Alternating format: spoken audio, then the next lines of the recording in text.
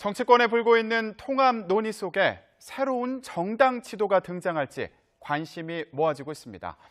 최민희 전 더불어민주당 의원, 이진곤 전 새누리당 중앙윤리위원장 모셨습니다. 두 분 안녕하십니까? 안녕하세요. 네, 국민의당과 바른정당의 통합 논의가 정치권 전면에 등장했습니다. 이 과정을 보면서 저희가 이런 생각을 해봤습니다. 누가 더 급한 걸까? 저희가 뽑은 키워드 보고 오겠습니다.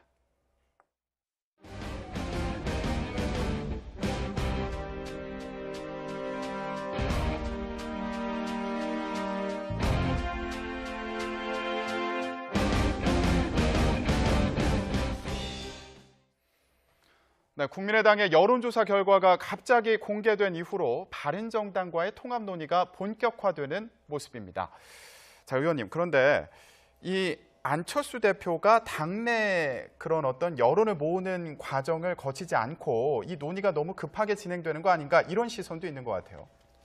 근데 이제 저런 일을 하다 보면 당내 의견 수렴이라는 게 보통 의총을 통해서 합니다. 네. 그래서 의총을 통해서 이게 갑론을박할 경우 일이 잘 진행되지 않을 수 있죠. 그런데 이제 여기서 약간 문제가 되는 거는 보통 이제 지금 나오는 정도의 얘기들은 조금 수면 아래에서 이게 진행이 돼야 하는데 이게 수면 위로 떠올라서 그게 좀 이후 논의에 오히려 부담이 되지 않을까 싶은데요. 이 바른정당과 국민의당 통합 논의는 저는 뭐 지금 지형에서 있을 수 있다고 봅니다. 그리고 네. 정치권에서 하는 모든 일이 순기능도 있고 역기능도 있는 것이거든요. 그런데 이제 그 순기능이라는 것이 꼭 공익에 부합하는 건 아니더라도 처한 각 정당의 그 현재 처지에서 좀 더 나아지길 바라는 거잖아요. 그러니까 아까 이제 여기 키워드 하실 때 누가 더 급할까? 근데 저는 유승민 대표가 더 급하다고 봅니다. 왜냐하면 안철수 대표의 경우는 지지율 이제 고착이라는 아주 낮은 수준의 고착이라는 문제가 있지만 그건 상수잖아요. 네. 근데 지금 유승민 전 대표 같은 경우는 한국당과의 통합파가 압박을 굉장히 가하고 있는 상황이거든요. 그래서 저게 각자 처한 상황에서 조금이라도 파일을 늘리기 위해서 최대한 뛰고 있다, 이렇게 봅니다. 네. 자, 누가 더 급한지는 조금 이따가 다시 더 깊이 있게 얘기를 해보기로 하고요. 자, 위원장님, 그러면 그만큼 안철수 대표도 의지가 있는 거 아니냐, 이런 말씀을 해주신 걸로 이해가 되는데, 보실 때 안철수 대표가 그리고 있는 큰 그림이 있다면 뭘까? 어떻게 보십니까? 안철수 대표의 경우는 전번에 2011년 뭐 정계 이제 그 등장했을 때부터 네. 그때부터 이미 뭐 새정치 이건 이제 내걸었죠. 그러니까 종전의 지역구도 이걸 타파하고 말하자면 이제 새로운 정치. 네. 종전이 이번 지난번 대선 때도 그랬지 않습니까? 네. 양당 정치 그 극복하면서 새로운 정치로 국민을 이끌겠다 이랬는데 아직 그 새로운 정치에 대해서 국민들이 저게 뭔가 확실히 와닿지는 않아요. 근데 안철수 대표로서는 지역당에 머물 수도 없잖아요. 그 이제 물론 호남을 이제 기반으로 해서 지금 그렇게 컸는데, 그렇지만 호남에 대해서 지금 그걸 내 지지 기반이 호남이다 이렇게 말할 수 있는 지금 입장도 아니잖아요. 그러니까 뭐냐면 이제는 새로운, 그러니까 뭐 극중주의라는 이야기도 나오고 했는데 새로운 어떤 정치 지형, 그다음에 정치 목표, 정치 방향, 그다음에 정치 가치, 이걸 한번 제시해 보겠다. 그래서 한국의 정치 틀을 완전히 바꿔 보겠다. 그러니까 종전의 지역 구도에서 이제는 완전히 그 이념 지향이라든지 혹은 뭐 가치 지향이라든지 이런 쪽으로 정당을 바꿔 보겠다. 이제 이런 생각인데 뜻은 좋아요. 근데 정치는 사실 그렇게 가야죠. 그런데 제 생각에도 아직도 저분의 그 호소가 국민들한테 썩 와닿는 건 아니다. 그래서 거기에 고민이 많을 거다. 이런 생각이 듭니다. 네. 지금 호남에만 머물 수는 없다, 이렇게 말씀을 해주셨는데, 그럼에도 불구하고 호남의 어떤 여론을 무시할 수는 없는 상황일 텐데, 그 호남의 중진 의원들은 반대하고 있는 상황 아닙니까? 그럼에도 불구하고 추진하려고 하는 이유 어떻게 봐야 될까요? 그러니까 안철수 대표가 되게 모순적인 상황에 놓여 있습니다. 한편으로는 새정치, 한편으로는 특정 지역 기반만 이제 바라본다는 비판을 받을 정도로 이제 호남 의석이 절대 다수 의석을 차지하고 있습니다. 그래서 호남 출신 중진 의원들은 당연히 반대하죠. 왜냐하면 지금 잔뜩이나 민주당, 저희 당의 호남 지지율이 크게 밀리고 있거든요. 이런 상황에서 바른정당 유승민 대표 쪽하고 이렇게 국민의당이 합치면 지금은 호남이 이렇게 호남 여론조사를 해보면 뭐 합치는 거에 대한 여론조사 지지율이 높다고 하지만 실제로 합당하고 나면 그렇지가 않습니다. 굉장히 냉정한 지지율이 나오리라고 예상이 되거든요. 당연히 반대인데 그 안철수 대표는 그나마 호남의 의석수는 많은데 호남 지지율이 지금 형편없거든요. 네. 전체 지지율도 형편없기 때문에 안철수 대표로서는 지금쯤 승부수를 던져야 하는 시기고 이 승부수의 시기를 이제 바른정당이 지금 막 이합집산하려는 이러한 시기로 잡은 것이지요. 그래서 바른정당과 만약에 일부 의원과만이라도 합칠 수 있다면 호남 외에 다른 지분을 늘릴 수 있는 거 아닙니까? 그러니까 정치의 일부 명분을 얻을 수 있다고 기대하고 시도하는 것이죠. 그런데 워낙 안보 문제에 대한 그 입장차가 커서요. 실제로 그런 통합, 부분적 통합, 연대가 이루어질지는 미지수입니다. 네. 그럼 여기서 궁금한 게요. 지금 안철수 대표가 통합을 한다면 이 통합을 추진하는 배경 중에 이게 국민의당이 있는 건지 아니면 안철수가 있는 건지 이게 궁금해요. 저도 이제 생각을 해보니까 이런 게 있어요. 뭐냐, 안철수, 유승민 두 분은 이제 안철수 대표는 민주당과 합칠 수 없는 입장이에요. 절대로. 유승민 의원은 자유한국당과 합칠 수 없는 입장입니다. 그래서 뭐 순수하게 개인적인 동기라 이렇게 말할 수는 없지만은 가장 큰 동기가 안철수 대표가 앞으로 정치적 입지가 어떻게 되느냐, 유승민 그러니까 의원이 입지가 어떻게 되느냐, 아마 이것 때문에 가장 큰 고민은 거기 있지 않을까. 그래서 두 분은 네. 이 양당이 합쳐야 된다는 이제 그런 절체절명의 과제다, 아마 이런 인식을 갖고 있는 것 같고요. 그런데 두 당만 합치면 이게 명분이 좀 부족하니까 지금 이제 내걸고 있는 것이 중도 대통합을 내걸고 있습니다. 그래서 양당뿐 아니라 중도를 지향하는 정치인들 다 모으면 그러니까 자유한국당 쪽에서도 올 수 있을 거다, 뭐 이런 기대를 하고 있는 것 같아요. 예. 그러면 안철수 대표가 이 국민의당의 체제를 유지하면서 유승민 대표와 통합을 이룰 수 있을 것이냐, 이것도 궁금한데 지금 안철수 대표 측에서는 당내 뭐 40명 중에 30명 정도가 통합에 긍정적이다 이렇게 얘기를 했어요. 근데 이걸 좀 더 구체적으로 봐야 될 것 같은데 정책연대나 선거연대 가능하다면 통합에 찬성하는 의원이 30명 정도다. 그러니까 지금 통합에 전적으로 찬성하는 의원은 이에 못 미치는 거 아닌가, 이런 생각도 들거든요. 그렇죠. 그거 보시면 이게 이제 정책연대는 사실 민주당과의 정책연대에도 다수가 동의를 할 겁니다. 네. 그래서 이게 연대 수준 중에 가장 낮은 수준이 정책연대가 되겠죠. 네. 그리고 그 다음 단계별로 있는데 합당이나 통합은 굉장히 수준 높은 연대고요. 그 수준 높은 연대를 이룰 때 저희가 그건 전공이잖아요. 분당하고 합당하는 게. 네, 그래서 해보면 결국 이제 당일 하나로 합칠 경우에는 이게 정강 정책, 당원, 당규를 다 고쳐야 되는 거거든요. 그래서 당원, 당규를 미리 좀 맞춰보기도 하는데 저는 이 지점에서 되게 조금 부정적입니다. 왜냐하면 국민의당은요, 안철수 대표는 모르겠는데 국민의당 전체는 DJ 햇볕 정책에 대해서 예스나 노냐 이런 그 갈림길에 서게 될 텐데 국민의당 다수를 이루는 호남 의원들께서 과연 DJ 햇볕 정책을 노 이렇게 반대할 수 있을까요?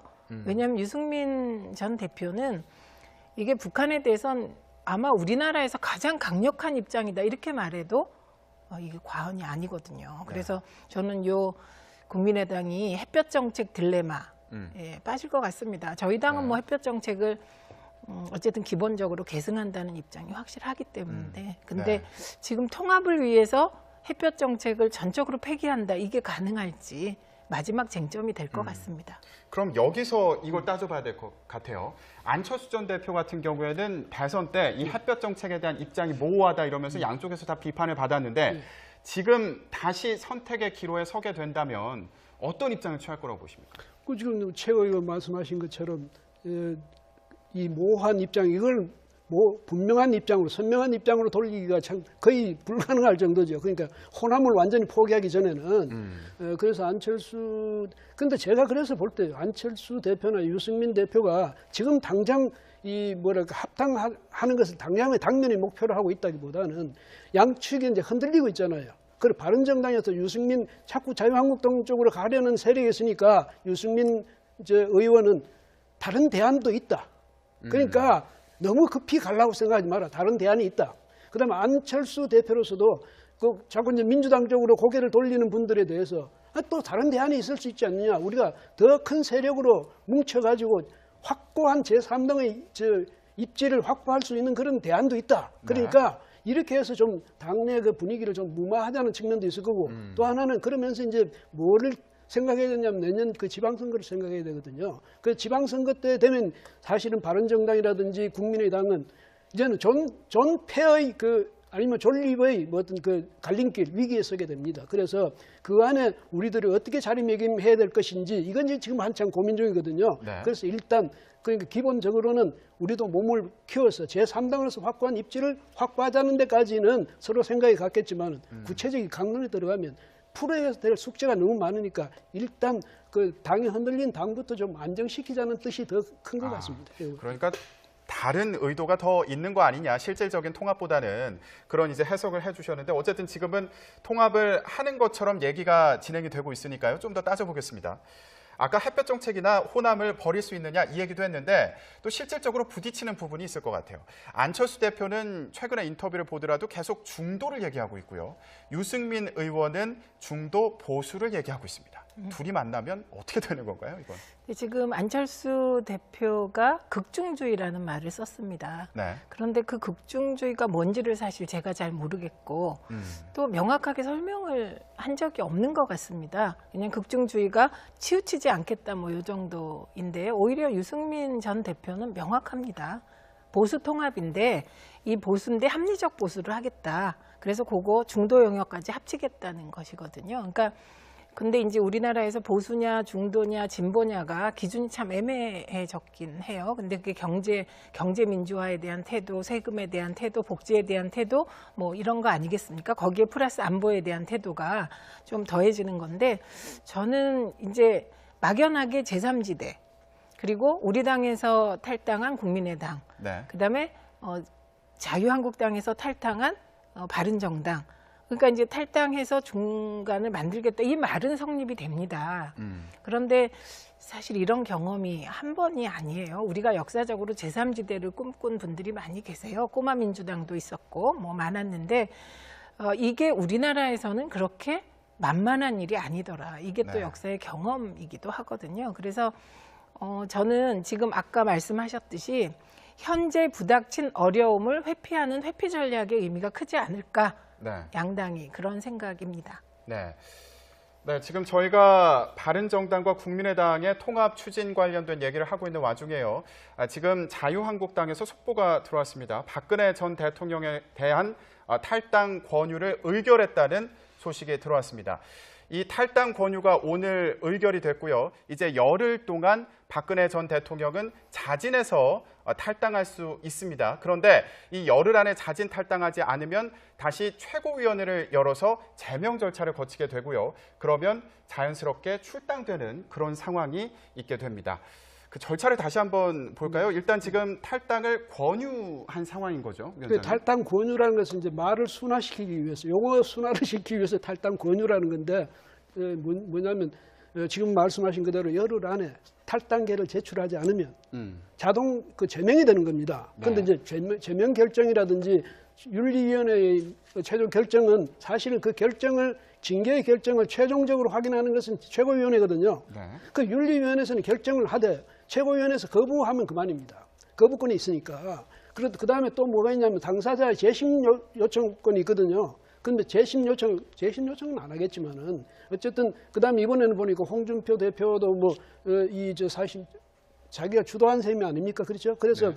최고위원회에서 거부하지도 않았겠죠. 그러니까 아마 오늘 윤리위원회가 오늘 탈당 권유 결정을 했으니까 열흘 안에 탈당계를 제출 안 하면 그걸로서 자동 제명되는 그런 형태로 갈 겁니다. 가는데 저 사실은 뭐 지금 윤리위원회가 제가 뭐 어떤 분이 계신지 저는 잘 몰라요. 모르는데 아마 그 당 지도부의 저 방침이 그대로 반영된 게 아닌가. 전번에 제가 있을 때는 당 지도부하고 저하고 정면으로 부딪혀가지고 그래 됐지만은 이번에는 아주 저 서로가 손발 맞아서 아마 사전에 그 공감을 하고 교감을 하고 아니면 서로 뜻을 맞춰서 저런 결정까지 이루지 않았나 이렇게 봅니다. 예. 그럼 위원장님께서 이제 윤리위원장을 역임하셨으니까 여쭤보겠습니다.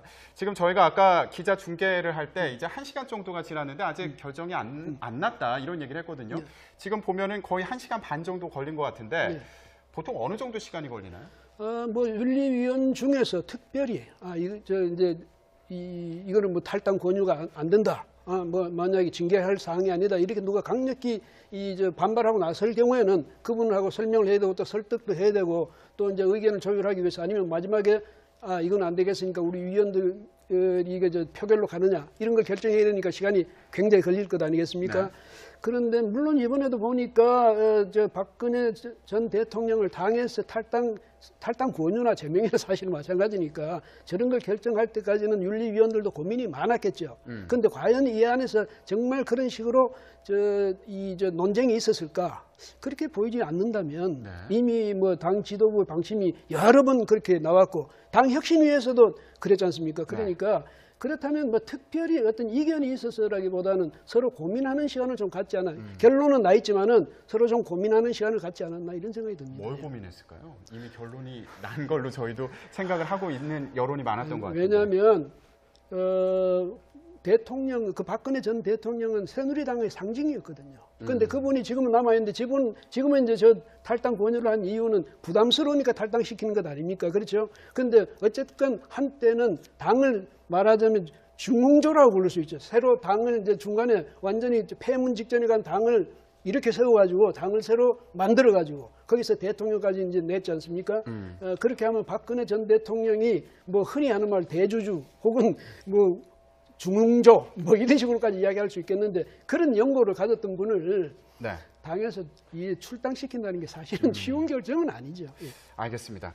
그러면 결국 지금 박근혜 전 대통령 출당 문제가 이 정치권의 정계 개편 문제와도 연관이 되는 것으로 보이기 때문에 저희가 아까 하던 얘기를 좀 더 해보도록 하겠습니다.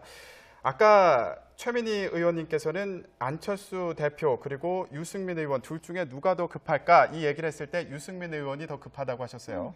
그러면 지금 얘기를 듣다 보면 이거 실질적으로 통합이 어려운 거 아닌가 이런 생각이 들기도 하는데요. 결론적으로 그런 경우에 유승민 의원이 입게 될 타격은 어떻게 좀 봐하십니까? 근데 정치라는 게요 계속 흐르는 거라서 이게 정치처럼 페이지가 빨리 넘어가는 데가 없을 겁니다. 그래서 뭐 유승민 대표에게만 시선이 머물지 않겠죠. 예, 그렇기 때문에 정치권에선 끊임없이 기획을 하고 실행을 해보고 또 실패하고 그럼에도 불구하고 다시 기획하고 그러는 것이기 때문에 정치적인 타격을 계산하면 아무것도 못하겠죠. 예, 그렇고 그다음에 이제 오늘 그 자유한국당이 의결한 것 중에 보면 서청원, 최경환 두 의원에 대해서도 자진 탈당을 권유했잖아요. 근데 이 부분 조금 복잡합니다. 안 나가시면 의총에서 의총을 열어서 3분의 2의 재적 의원의 찬성이 있어야지 탈당이 제명이 되거든요.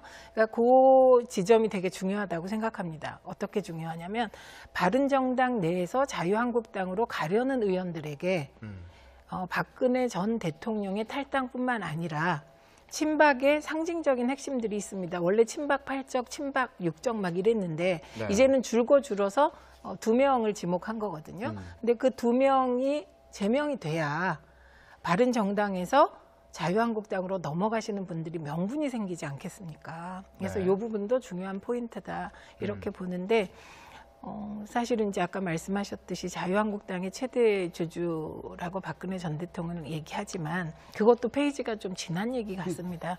새누리당의 최대 주주는 맞죠. 그런데 이미 또 대선을 홍준표 체제로 치르면서 자유한국당으로 바꿨기 때문에 이미 흘러간 과거의 한 페이지 같아요. 그래서 이건 뭐 정리가 될 것 같고요. 그리고 오늘 보면 그동안의 친박 핵심이라고 하신 분들의 반응이 그다지 강렬하고 격렬하지가 않습니다. 그냥 말 한마디 하는 정도잖아요. 이건 이제 어느 정도 다들 순응하는 뭐 이런 분위기고 그러니까 결과적으로 보면 재판정에서 그리고 구치소 안에서 박근혜 전 대통령이 보낸 자유한국당을 향한 메시지, 이해할 수 없다. 나를 탈당하라고 하는 것, 이런 게 다 안 통하고 있는 것이죠. 근데 제가 네. 한 말씀 드릴게요. 아까 제가 최대 주저랑은 지금 말씀하신 대로 과거형이죠. 과거. 전에 그랬다는 얘기고. 네. 그러니까 그런 연고를 가졌던 분을 지금 저렇게 이제 탈당시킨다는 게 상당히 이제 어려운 과제인데, 그러나 서청원, 최경환 두 의원과 관련해서는 이 박근혜 전 대통령의 탈당이 확정되고 나면 저분들이 그 당에 남아있는 명분이 없잖아요. 그렇잖아요. 박근혜 전 대통령은 저렇게 자신들이 생각할 때 왜 밀어내느냐 뭐 이렇게 반발을 할 수 있지만은, 아니 전 대통령이 지금 뭐 탈당돼 버렸는데 자신들은 끝까지 당에 남아서 투쟁할 겁니까? 그런 점에서 볼 때는 어쩔 수 없이 아마 오히려 제가 생각할 때는 박 전 대통령과의 의리를, 정치적 의리를 생각하더라도 같이 탈당 하는 네. 그런 쪽을 선택하지 않을까, 저는 그렇게 봅니다. 네. 그러면 여기서 좀 의문이 드는 게, 이 서청원 의원이나 최경환 의원 같은 경우에는 이미 1월 달에 윤리위에서 징계를 한번 받지 않았습니까? 예, 예. 근데 이걸 풀어줬던 게 홍준표 대표였어요. 대선 때. 그러더니 지금 다시 징계를 하는 걸 두고 이거에 대해서도 반발하는 목소리가 나오고 있는데, 이건 어떻게 봐요? 그러니까 홍준표 대표도 솔직히 이야기해야죠. 그때는 대선 국면이었지 않냐. 어? 그러니까 뭐 저 막대기 하나라도 아쉬운 판에 우리가 그렇게 당 내부에서 그런 식으로 갈등을 겪고 있어서 됐겠느냐. 그러니까 그때는 그랬지만, 이 홍준표 대표로서는 지금 새로운 이 뭐랄까 이 진영을 이 구축해 나가는 데 있어서는 박근혜 전 대통령이 만약에 계속 저기 당의 명부에 올라 있는 한은 계속 친박 비박 간의 갈등이 계속될 거거든요. 네. 그렇잖아요. 그러니까 어떻게 해서든 후유증이 어느 정도 있더라도 이것은 정리가 돼야 그 다음에 이제 그거 털어내고 다시 뭐 자유한국당이든지 아니면 새로운 정당 밑에 전부 모여서 한 정당으로 갈 수 있지. 지금과 같으면요 안 되거든. 그러니까 네. 거기에 홍준표 전 대표의 고민이 있으니까 아마 홍준표 대표는 좀 그런 이야기도 해야 될 거예요. 내가 그런 사정이었다. 네. 그런데 지금 홍준표 대표가 하는 얘기를 잘 보면 이런 얘기도 하더라고요. 박근혜 전 대통령이 이제 뭐 유죄 판결을 받든 뭐 이렇게 되면 지금 살아날 수 있는 방법은 단 하나, 사면인데, 그럼 정권 교체를 해야 되는 거 아니냐. 그러니까 당이 먼저 쇄신하는 모습을 보여줘야 된다. 이런 식으로 얘기를 하는데, 이게 지지층을 겨냥한 건지, 지지층에게 양해를 구하는 건지 어떻게 보십니까? 뭐 후자죠. 양해를 구하는 여러 논리가 지금 나오고 있는 것이죠. 그리고 아까 말씀하셨듯이 그 지난 대선에서 대구 경북 쪽, 네. 뭐 다시 그 서청원, 최경환 두 분을 다시 이제 풀어줌으로써 지지율 굉장히 많이 올랐어요. 그래서 근데 이제 여기서 정치가 좀 비정하게도 느껴지고 그런 거지만, 그러나 어쨌든 홍준표 체제로 이게 소위 보수의 근거지가 홍준표 체제로 지금 전환하고 있는 전환기인 것이거든요. 그러면 홍준표 대표가 여기서 박근혜 전 대통령이나 뭐 친박, 진성 친박들에게 세게 나가고 또 일정한 지지층이 지금 있잖아요. 네. 그런데 그 지지층을 향해서 저는 세게 나가지 못하고 앞으로는 계속해서 왜 박근혜 대통령과 일시 결별해야 되는지 설명할 것 같고요. 그리고 그 논리가 자유한국당이 재건되고 지지율이 25% 이상 올라야 이게 나중에 박근혜 대통령이 뭔가 정치적으로 사면될 근거지가 마련되는 거 아니냐. 뭐 이런 논리들은 그동안에도 계속해서 나왔는데요. 이것도 사실은 이미 흘러가 버린 것에 대한 판단이고 희망사항이고, 뭐 사실 박근혜 전 대통령이 정치적으로 사면된들 5년 후에 무슨 의미가 있겠습니까? 그래서 저는 지금 이걸 전체적으로 볼 때 자유한국당이 이제 홍준표 체제로 완전히 변화되는 과정이고, 원래 권력이 교체되는 과정에는 잡으면이 있는 거 아닙니까? 그 과정이라고 봅니다. 그럼 간단히요. 그 지지율에는 어떤 영향을 미칠까요?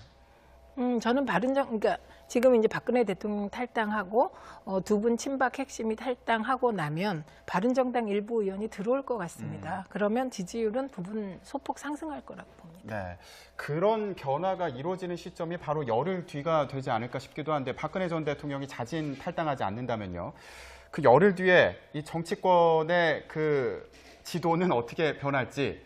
지금 그 자유한국당으로 가려는 바른정당 의원들이 있는 거고요. 또 국민의당과 통합하려는 그 바른정당의 의원들이 있는 거 아닙니까? 실제로 그런 움직임이 열흘 안에 이루어질 거다 이렇게 보십니까? 아니 근데 뭐냐면 자유한국당 쪽으로 가자는 이른바 통합판가 네. 이쪽에 자꾸 더 마음이 급한 것 같아요. 그래서 지금 이제 유승민 그 의원하고 이쪽에서는 다른 대안을 제시하고 있지 않습니까? 뭐냐면 국민의당하고 그 합당의 가능성도 열어놓고 또 중도 보수 네. 보수 대통합 이것도 또 내놓고 이렇게 하는데 희망은 여기 있다 이렇게 하는데 아마 제가 생각할 때는 자유한국당 쪽으로 가고 싶은 사람이 마음이 급한 거 아닌가 이런 게 생각이 드는데 중요한 거는요. 바른정당 지금 20명이거든요. 20명. 네. 의원이 20명입니다. 근데 갈라져 버리면 한쪽은 자유한국당에 흡수되면 뭐 그런 대로 거기 가서 또 살아날 수 있겠지만은 자 남은 사람도 어떻게 될 겁니까? 만약에 국민의당에 흡수되기는 싫겠죠. 당대당 통합은 모르지만은. 근데 국민의당이 그것을 만약에 받아주겠습니까? 안 받아주고 그냥 들어오세요. 만약에 이런 상황이 되면 이분들은 자칫하다 정치적인 난민이 되는 수가 있어요. 그래서 아마 그 고민이 굉장히 클 테니까 유승민 의원을 비롯해서 이쪽에 자강파들은 아마 그걸 가지고 이 통합파를 굉장히 설득하려고 지금 노력하고 있지 않을까 이런 생각이 듭니다. 바른정당의 내부 문제를 해결하기 위한 어떤 보관이 있는 거 아니냐 이런 말씀이신데 최 의원님은 열흘 뒤의 상황 어떻게 전망하십니까? 저는 열흘 뒤에 뭐 큰 변화가 일어날까 이렇게 생각합니다. 이 상황이 이렇게 단기간에 끝날 상황 같지 않고요.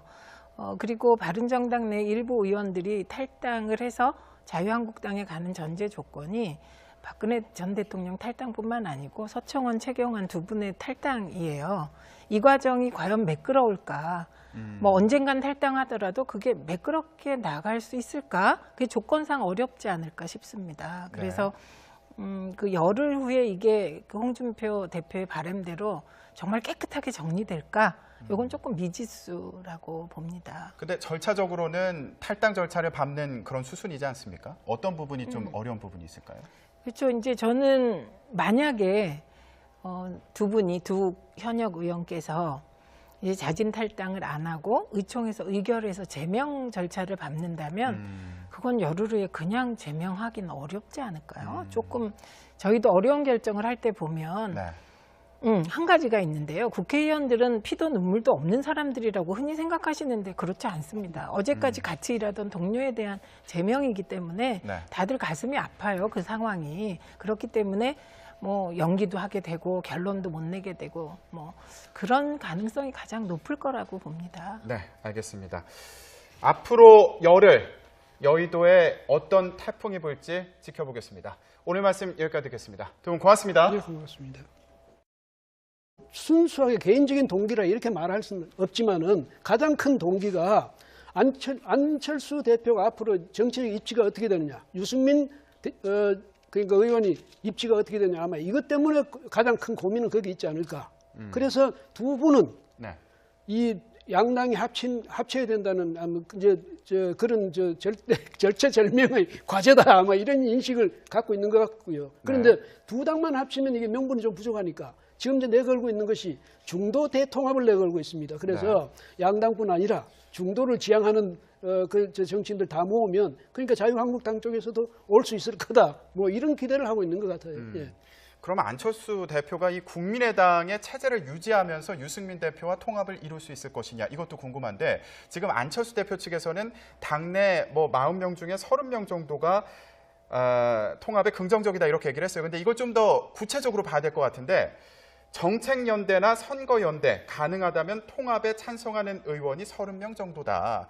그러니까 지금 통합에 전적으로 찬성하는 의원은 이에 못 미치는 거 아닌가 이런 생각도 들거든요. 그렇죠. 그거 보시면 이게 이제 정책연대는 사실 민주당과의 정책연대에도 다수가 동의를 할 겁니다. 네. 그래서 이게 연대 수준 중에 가장 낮은 수준이 정책연대가 되겠죠. 네. 그리고 그 다음 단계별로 있는데 합당이나 통합은 굉장히 수준 높은 연대고요.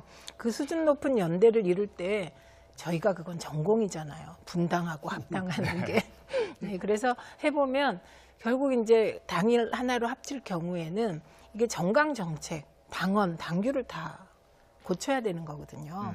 그래서 당원, 당규를 미리 좀 맞춰보기도 하는데 저는 이 지점에서 되게 조금 부정적입니다. 왜냐하면 국민의당은요, 안철수 대표는 모르겠는데 국민의당 전체는 DJ 햇볕 정책에 대해서 예스나 노냐 이런 그 갈림길에 서게 될 텐데 국민의당 다수를 이루는 호남 의원들께서 과연 DJ 정치권에 불고 있는 통합 논의 속에 새로운 정당 지도가 등장할지 관심이 모아지고 있습니다. 최민희 전 더불어민주당 의원, 이진곤 전 새누리당 중앙윤리위원장 모셨습니다. 두 분 안녕하십니까? 안녕하세요. 네, 국민의당과 바른정당의 통합 논의가 정치권 전면에 등장했습니다. 이 과정을 보면서 저희가 이런 생각을 해봤습니다. 누가 더 급한 걸까? 저희가 뽑은 키워드 보고 오겠습니다.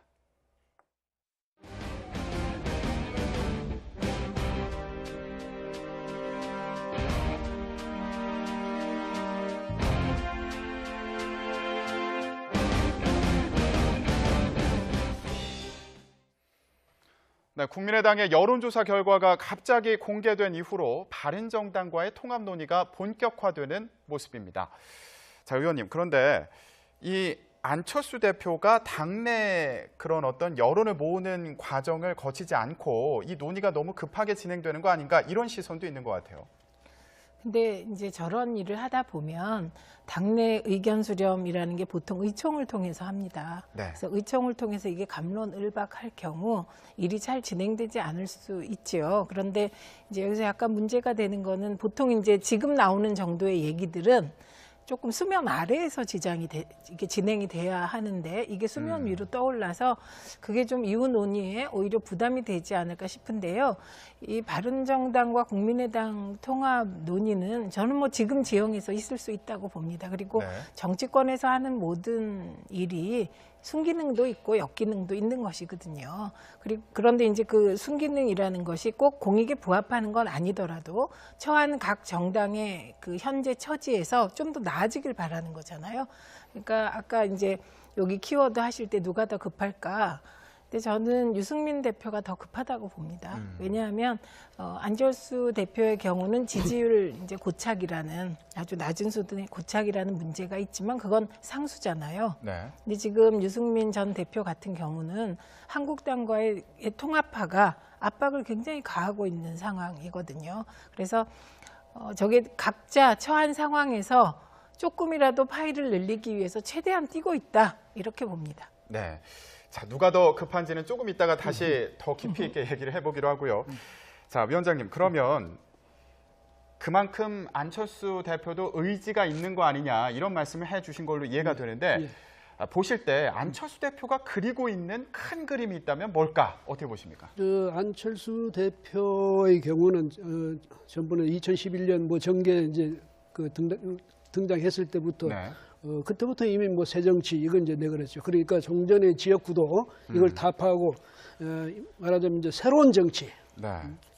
종전이 이번 지난번 대선 때도 그랬지 않습니까? 네. 양당 정치 그 극복하면서 새로운 정치로 국민을 이끌겠다 이랬는데 아직 그 새로운 정치에 대해서 국민들이 저게 뭔가 확실히 와닿지는 않아요. 근데 안철수 대표로서는 지역당에 머물 수도 없잖아요. 그 이제 물론 호남을 이제 기반으로 해서 지금 그렇게 컸는데 그렇지만 호남에 대해서 지금 그걸 내 지지 기반이 호남이다 이렇게 말할 수 있는 지금 입장도 아니잖아요. 그러니까 뭐냐면 이제는 새로운 그러니까 뭐 극중주의라는 이야기도 나오고 했는데 새로운 어떤 정치 지형 그다음에 정치 목표, 정치 방향, 그다음에 정치 가치 이걸 한번 제시해 보겠다. 그래서 한국의 정치 틀을 완전히 바꿔 보겠다. 그러니까 종전의 지역 구도에서 이제는 완전히 그 이념 지향이라든지 혹은 뭐 가치 지향이라든지 이런 쪽으로 정당을 바꿔 보겠다. 이제 이런 생각인데 뜻은 좋아요. 그런데 정치는 사실 그렇게 가야죠. 그런데 제 생각에도 아직도 저분의 그 호소가 국민들한테 썩 와닿는 건 아니다. 그래서 거기에 고민이 많을 거다. 이런 생각이 듭니다. 네. 지금 호남에만 머물 수는 없다 이렇게 말씀을 해주셨는데 그럼에도 불구하고 호남의 어떤 여론을 무시할 수는 없는 상황일 텐데 그 호남의 중진 의원들은 반대하고 있는 상황 아닙니까? 그럼에도 불구하고 추진하려고 하는 이유 어떻게 봐야 될까요? 그러니까 안철수 대표가 되게 모순적인 상황에 놓여 있습니다. 한편으로는 새정치, 한편으로는 특정 지역 기반만 이제 바라본다는 비판을 받을 정도로 이제 호남 의석이 절대 다수 의석을 차지하고 있습니다. 그래서 호남 출신 중진 의원들은 당연히 반대하죠. 왜냐하면 지금 잔뜩이나 민주당 저희 당의 호남 지지율이 크게 밀리고 있거든요. 이런 상황에서 바른정당 유승민 대표 쪽하고 이렇게 국민의당이 합치면 지금은 호남이 이렇게 호남 여론조사를 해보면 뭐 합치는 거에 대한 여론조사 지지율이 높다고 하지만 실제로 합당하고 나면 그렇지가 않습니다. 굉장히 냉정한 지지율이 나오리라고 예상이 되거든요. 당연히 반대인데 그 안철수 대표는 그나마 호남의 의석수는 많은데 호남 지지율이 지금 형편없거든요. 네. 전체 지지율도 형편없기 때문에 안철수 대표로서는 지금쯤 승부수를 던져야 하는 시기고 이 승부수의 시기를 이제 바른정당이 지금 막 이합집산하려는 이러한 시기로 잡은 것이지요. 그래서 바른정당과 만약에 일부 의원과만이라도 합칠 수 있다면 호남 외에 다른 지분을 늘릴 수 있는 거 아닙니까? 그러니까 정치의 일부 명분을 얻을 수 있다고 기대하고 시도하는 것이죠. 그런데 워낙 안보 문제에 대한 그 입장차가 커서요. 실제로 그런 통합, 부분적 통합, 연대가 이루어질지는 미지수입니다. 네. 그럼 여기서 궁금한 게요. 지금 안철수 대표가 통합을 한다면 이 통합을 추진하는 배경 중에 이게 국민의 당이 있는 건지 아니면 안철수가 있는 건지 이게 궁금해요. 저도 이제 생각을 해보니까 이런 게 있어요. 뭐냐면 안철수, 유승민 두 분은 이제는 안철수 대표는 민주당과 합칠 수 없는 입장이에요. 절대로. 유승민 의원은 자유한국당과 합칠 수 없는 입장입니다. 그래서 이 햇볕 정책을 노 이렇게 반대할 수 있을까요? 왜냐하면 유승민 전 대표는 이게 북한에 대해선 아마 우리나라에서 가장 강력한 입장이다 이렇게 말해도 이게 과언이 아니거든요. 그래서 저는 요 국민의당이 햇볕 정책 딜레마에 빠질 것 같습니다. 저희 당은 뭐 햇볕 정책을 어쨌든 기본적으로 계승한다는 입장이 확실하기 때문에 근데 지금 통합을 위해서 햇볕 정책을 전적으로 폐기한다 이게 가능할지 마지막 쟁점이 될 것 같습니다. 그럼 여기서 이걸 따져봐야 될 것 같아요. 안철수 전 대표 같은 경우에는 대선 때 이 햇볕 정책에 대한 입장이 모호하다 이러면서 양쪽에서 다 비판을 받았는데 지금 다시 선택의 기로에 서게 된다면 어떤 입장을 취할 거라고 보십니까? 지금 최 의원 말씀하신 것처럼 이 모호한 입장 이걸 분명한 입장으로 선명한 입장으로 돌리기가 참 거의 불가능할 정도죠. 그러니까 호남을 완전히 포기하기 전에는 그래서 안철수 근데 제가 그래서 볼 때 안철수 대표나 유승민 대표가 지금 당장 이 합당하는 것을 당연히 목표로 하고 있다기보다는 양측이 이제 흔들리고 있잖아요. 그리고 바른정당에서 유승민 자꾸 자유한국당 쪽으로 가려는 세력이 있으니까 유승민 의원은 다른 대안도 있다. 그러니까 너무 급히 가려고 생각하지 마라. 다른 대안이 있다.